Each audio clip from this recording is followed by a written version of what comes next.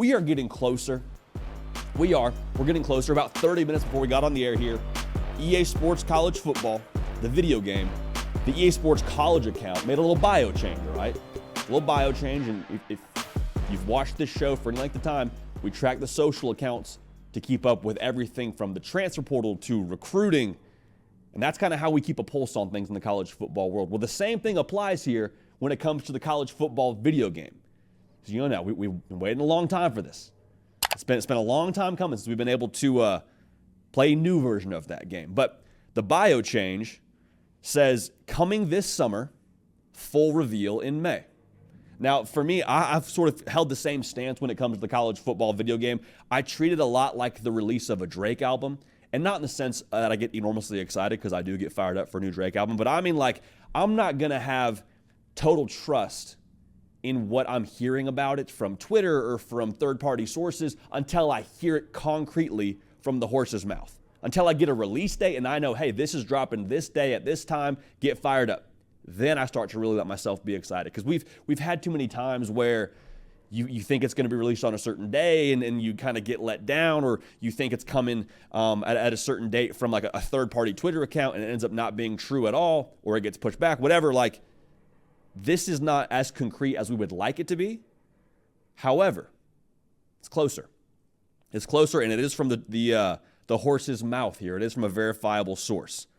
Now, what does full reveal mean? I'm going to go ahead and just assume that a full reveal for the college football video game would mean we get the trailer, more than likely for the game. That'd be freaking awesome. Probably get a peek at the stadiums and the players in the game, the graphics, all that. Release date is what I would have to believe a full reveal would entail, then also a cover athlete reveal. Now, to be clear, I'd be more than fine if we put Nick Saban on the cover of this thing. I think that would make all the sense in the world, little GOAT edition.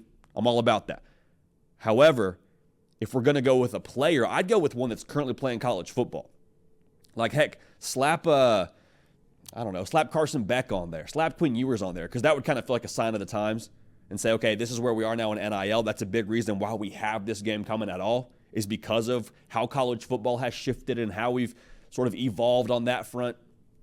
So I'd be fine with that, having a current player in the game. But there's a lot of folks now that just, quite frankly, don't get it. And they're going to ask you, hey, why are you so excited about this game coming out? And that's a tough conversation to have, because that's like trying to explain to you why it was awesome to run through the sprinklers in the front yard. Like, if you don't get it, I can't really make you get it.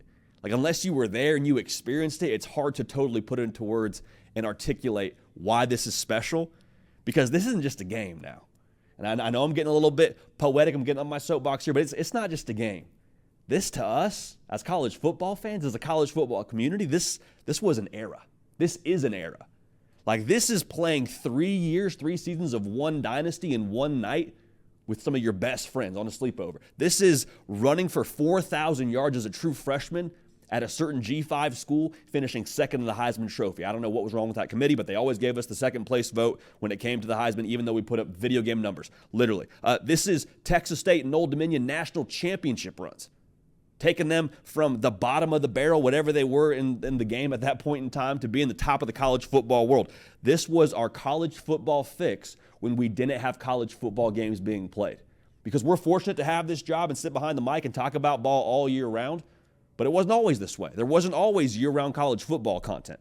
You would have the occasional one-off show that would pop up maybe once a week, or maybe it would pop up closer to spring football, and that was kind of when you started to get more and more back into it. But like, for us, this is what fed us for a long time when we weren't having college football in the fold.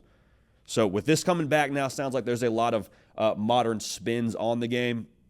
It sounds like you're going to have the new stadiums, the new uniforms. Sounds like you'll have the transfer portal, which feels like that's the only right way to go about it. Curious to see how they involve NIL. Will we see some tampering in the game? I don't know. Remains to be seen. Head on a swivel, though. Just because we're getting some more information doesn't mean you're not going to get some bad actors out there, some folks that think they have a source, they don't have a source at all, telling you, hey, here's the release date. It got leaked. Until we hear something from EA Sports, we are not trusting anybody. Still working on getting a confirmed source from EA Sports College Football to come on the show and talk shop with us. Told you we'd do that. We're still working on that.